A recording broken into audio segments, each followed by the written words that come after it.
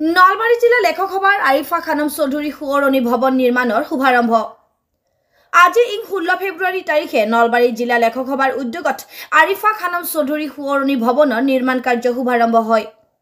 নিৰ্মাণ কাৰ্যৰ শুভাৰম্ভণি কৰে জ্যেষ্ঠ সাংবাদিক জিতেন শৰ্মাই। প্ৰয়াত পত্নীৰ সুৱৰণত ভৱনটি দান কৰিছে অধিবক্তা দিলীপ চৌধুৰীয়ে।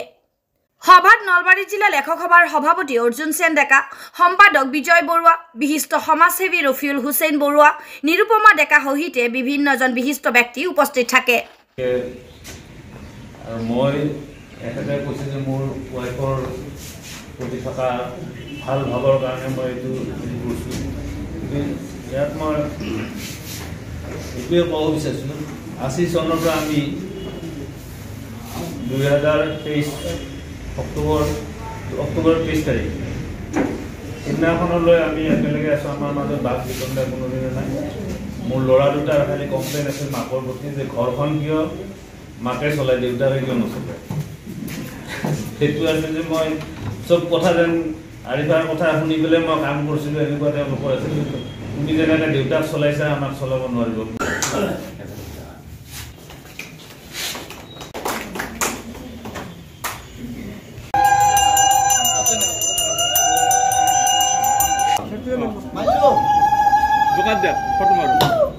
মই আমাৰ মোৰ শ্ৰদ্ধাৰ গৌস্বৰূপা স্বৰ্গীয়া আৰিফা খানম বাইদেউৰ আৰিফা খানম চৌধুৰী বাইদেউৰ আত্মাৰ প্ৰতি গভীৰ শ্ৰদ্ধা নিবেদন কৰিছোঁ। তেখেতৰ পুণ্যস্মৃতিত তেখেতৰ পৰিয়ালবৰ্গই, বিশেষকৈ তেখেতৰ সুযোগ্য স্বামী আৰু 2 পুত্ৰদ্বয়ে যি আপোনালোকলৈ নলবাৰী জিলা লেখক সভাৰ যি ভৱন নিৰ্মাণৰ বাবে আগবাঢ়িছে, সেই গোটেই কামটো বৰ ধুনীয়াকৈ হওক আৰু তেখেতৰ স্মৃতি চিৰযুগমীয়া হৈ থাকক। আমি সদায় তেখেতক স্মৰণ কৰিম। তেখেতৰ এই ভৱনত যেতিয়া আমি পদক্ষেপ আমি দিম, তেতিয়া আমি তেখেতলৈ মনত কৰিম আৰু তেখেতৰ এই স্মৃতি ইয়াত চিৰযুগমীয়া হৈ থাকক, এই আশা ৰাখি মই আপোনালোকৰ সহযোগত প্ৰথমতে সকলোৰে হৈ মই ইয়াত অলপমান কামটো ৰূপায়ণ কৰাৰ বাবে আগবাঢ়িছোঁ। বাকী মোৰ পিছত আপোনালোকে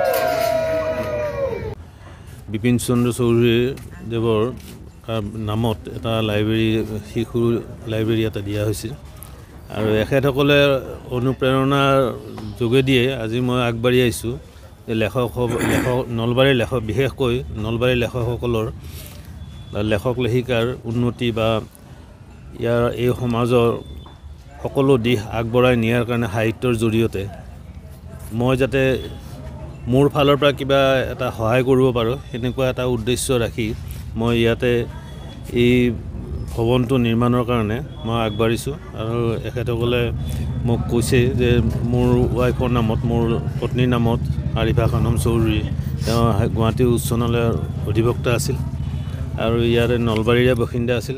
এটা সময়ত নলবাৰী কলেজতে পঢ়া, গতিকে তেওঁৰ স্মৃতিত এই ভৱনটো নিৰ্মাণ কৰাৰ কাৰণে মই আগবাঢ়ি আহিছোঁ আৰু এখেতসকলে এইখিনি সুবিধা দিয়াৰ কাৰণে মই অশেষ ধন্যবাদ মোৰ ফালৰ পৰা জ্ঞাপন কৰিছোঁ। নলবাৰী জিলা লেখক সভাৰ বহুদিনীয়া এটা সপোন, এটা ভৱন, RCC ভৱন নিৰ্মাণৰ কাৰণে আগবাঢ়িছোঁ। প্ৰয়াত আৰিফা খানম চৌধুৰী বাইদেউ এগৰাকী সুগৃহিণীয়ে নহয়, বিশিষ্ট সমাজকৰ্মী, অধিবক্তা। গতিকে তেখেতৰ সমাজৰ প্ৰতি যিখিনি ত্যাগ, পৰিয়ালৰ সকলো দায়িত্ব সম্পূৰ্ণভাৱে পালন কৰি যোগ্যভাৱে তেখেতৰ সংসাৰখন আগবঢ়াই নি ল'ৰাক উপযুক্ত কৰাৰ পিছতো সমাজৰ নলবাৰী হওক, গুৱাহাটী হওক, বিভিন্ন অঞ্চলত তেখেতে যি ধৰণে জড়িত হৈ আছিল, তাক আমি সদায় শলাগ ল'ব লাগিব। তেখেতৰ পৰিয়াল আৰু সমাজৰ প্ৰতি থকা অকৃত্ৰিম মৰম ভালপোৱা, তাৰ চিনস্বৰূপে তেখেতৰ স্বামী মাননীয় দিলীপ চৌধুৰী, জ্যেষ্ঠ অধিবক্তা এখেত, গুৱাহাটী উচ্চ ন্যায়ালয়, আৰু বহুত আছে, অৰুণাচল প্ৰদেশ, অসম ৰাজ্যৰ। গতিকে এগৰাকী ভাল সমাজকৰ্মী, ভাল অধিবক্তা। তেখেতৰ পত্নীৰ স্মৃতিত ইয়াত এটি ভৱন নিৰ্মাণৰ কাৰণে আগবাঢ়িছে। আমিও তেখেতক অনুৰোধ জনাইছোঁ। আজি এই ভৱন নিৰ্মাণ কাৰ্যসূচীৰ শুভাৰম্ভ কৰিলে আমাৰ নলবাৰী জিলা প্ৰেছ ক্লাবৰ সভাপতি মাননীয় জিতেন শৰ্মা আৰু অনুষ্ঠিতকৈ হোৱা সভাখনত সভাপতিত্ব কৰিলে বিশিষ্ট শিক্ষাবিদ অনিল চন্দ্ৰ ভট্টাচাৰ্য ছাৰ। আমাৰ মাননীয় দিলীপ চৌধুৰীৰ পৰিয়ালৰ তেখেতৰ সুযোগ্য সন্তান মাধুৰ্য চৌধুৰী প্ৰমুখ্যে কেইবাগৰাকীও অধিবক্তাই আজিৰ এই অনুষ্ঠানটোত যোগদান কৰিছে। নলবাৰী জিলা লেখক সভাৰ সকলো প্ৰাক্তন আৰু বৰ্তমানৰ বিষয়ববীয়া সভাপতি, কাৰ্যকৰী সভাপতি, সাংগঠনিক সম্পাদক, প্ৰচাৰ সম্পাদক সহিতে সকলো উপস্থিত থাকি এই মহৎ কামটোত যোগদান কৰাৰ কাৰণে বা আমাক উৎসাহ জনোৱাৰ কাৰণে মই আটাইকে কৃতজ্ঞতা জনাইছোঁ। আমি বিগত 1997 চনৰ পৰা তেতিয়া আমাৰ প্ৰয়াত হৰেন্দ্ৰনাথ ডেকা সম্পাদক প্ৰধান আৰু ভূমিদাতা আমাৰ মুক্তিযোদ্ধা গোপীকান্ত গোস্বামীদেৱ তেখেতসকলৰ প্ৰচেষ্টাত এই অনুষ্ঠানটো চলি আহিছিলে। তেতিয়াৰে পৰা নিৰবিচ্ছিন্নভাৱে নলবাৰী জিলা লেখক সভাত এটি সুন্দৰ পুথিভঁৰালটোৰ দাতাও আছে আমাৰ মাননীয় অধিবক্তা দিলীপ চৌধুৰীদেৱ তেখেতৰ পিতৃ স্মৃতিত বহু হাজাৰ মূল্যৱান কিতাপ ইয়াত আছে, যাৰ কাৰণে আমাৰ লেখক সভাৰ সকলো শিক্ষিত সদস্যই এই কিতাপবোৰ পঢ়ি তেখেতসকল মানে আমাৰ জ্ঞানৰ জগতত কিছু আগবাঢ়িবলৈ এটা সক্ষম হৈছে। আমাৰ ইয়াত 2খন বিদ্যালয় চলি আছে, 3খন বিদ্যালয় চলি আছে। আমাৰ আধুনিক আমাৰ গীতৰ অনুষ্ঠান তাত দীপেন কলিতাৰ তত্ত্বাৱধানত আৰু চিত্ৰকলা আমাৰ হেমন্ত বৰ্মন, দিগন্ত বৰ্মন তেখেতৰ নেতৃত্বত এটা সুন্দৰময় চিত্ৰকলা অনুষ্ঠান চলি আছে। আমাৰ ক্লাছিকেল গীতৰ অনুষ্ঠান আৰু তবলা বৰ্তমান সাময়িকভাৱে আমি ঠাইৰ অভাৱৰ কাৰণে আমি বন্ধ ৰাখিছোঁ। পৰৱৰ্তী সময়ত শিক্ষাৰ ক্ষেত্ৰত, ল'ৰা ছোৱালীৰ ক্ষেত্ৰত, আমাৰ সাহিত্য অধ্যয়নৰ ক্ষেত্ৰত নলবাৰী জিলাৰ লেখক সভাই এটা বিশেষ ভূমিকা ল'ব। এই ক্ষেত্ৰত আটাই সহায় কৰিব বুলি মই আশা ৰাখিছোঁ।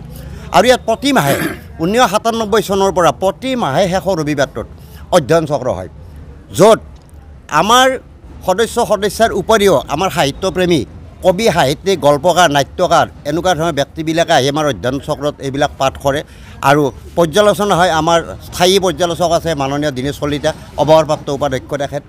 আৰু তেনেকৈ সময় সাপেক্ষে আমি উপযুক্ত সাহিত্যিক লেখকৰ দ্বাৰা আমি পৰ্যালোচনা কৰোঁ। এই ধৰণে আমাৰ নলবাৰী জিলা লেখক সভাৰ এই অনুষ্ঠানটো আমাৰ আগবাঢ়ি গৈ আছে।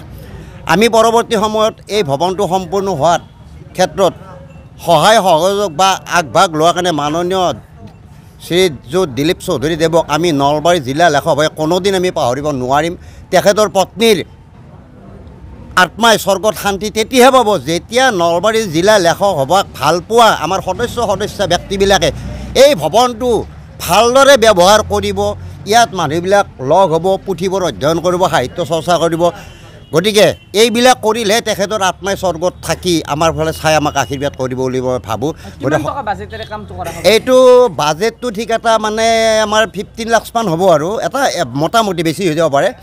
যে এতিয়া বস্তু বাহানিৰ যিটো বৃদ্ধি হৈছে, দাম হৈছে, বৰ্তমান যিটো দাম আছে 2 মাহ পিছত এই দামটো বহুত পাৰ্থক্য এটা আহি যায়। সম্ভাৱ্য আমাৰ ইঞ্জিনিয়াৰ আমাৰ মৃগাংক পাটৰি তেখেতে কৰিছে আৰু আমাৰ NDA চেয়াৰমেন পাৰ্মিশ্যনটো ওলোৱাৰ ক্ষেত্ৰত মাননীয় বনদীপ ডেকা চেয়াৰমেন তেখেতেও সহায় কৰিছে। গতিকে ইঞ্জিনিয়াৰো জানিব আৰু গোটেইবিলাকে আজিকালি অভিজ্ঞ, প্ৰত্যেকে ঘৰ বান্ধিছেতো। গতিকে বস্তু বাহানিৰ মূল্যৰ ওপৰত কথা হ'ব।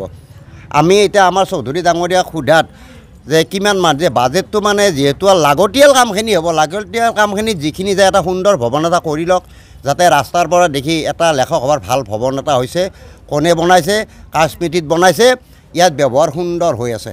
গতিকে এই ধৰণৰ বস্তুবিলাক হ'লে আমাৰ দিলীপ চৌধুৰী ডাঙৰীয়া তেখেতৰো মনটোত ভাল পাব আৰু আমাৰ আৰিফা খানম বাইদেউৰ তেখেতৰ আত্মাই স্বৰ্গৰ পৰা আমাক এটা আশীৰ্বাদ দিব আৰু সকলো আমাৰ সদস্যাক আৰু আমাৰ জিলা লেখক সভাৰ সদস্য বুলি নহয়, আজিয়ে কেইবাগৰাকীও নতুন সদস্য হ'ল নলবাৰী, বেলশৰ। এনেকৈ আগন্তুক দিনত আহক, আমি একেলগে বহি আমাৰ সমাজ জীৱন ঘৰখনক আগবঢ়াই নিয়াৰ লগে লগে আমি সাহিত্য সাংস্কৃতিক জগতখনকো যাতে আমি একগোট হৈ আগবঢ়াই নিব পাৰোঁ আৰু সমাজৰ পৰা যিবিলাক ব্যাধি বেয়া এইবিলাক যাতে আঁতৰ কৰিব পাৰোঁ।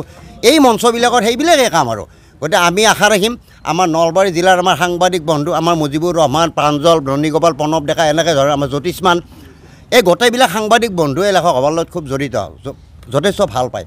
গতিকে আমাৰ ইয়াৰ ভাল দিশটো এই সাংবাদিক বন্ধুসকলৰ জৰিয়তে যাতে অসমৰ বিভিন্ন জেগাত বিভিন্ন মানুহে যাতে পায়, তাৰ কাৰণে মই সাংবাদিক বন্ধুসকলক মই আহ্বান জনাইছোঁ। গতিকে আটাইৰে দীৰ্ঘ কামনা কৰিছোঁ, এইখিনি মই ক'ব লাগে। নিউজ ডেস্ক ৰিপৰ্ট ইত্যাদি A to Z।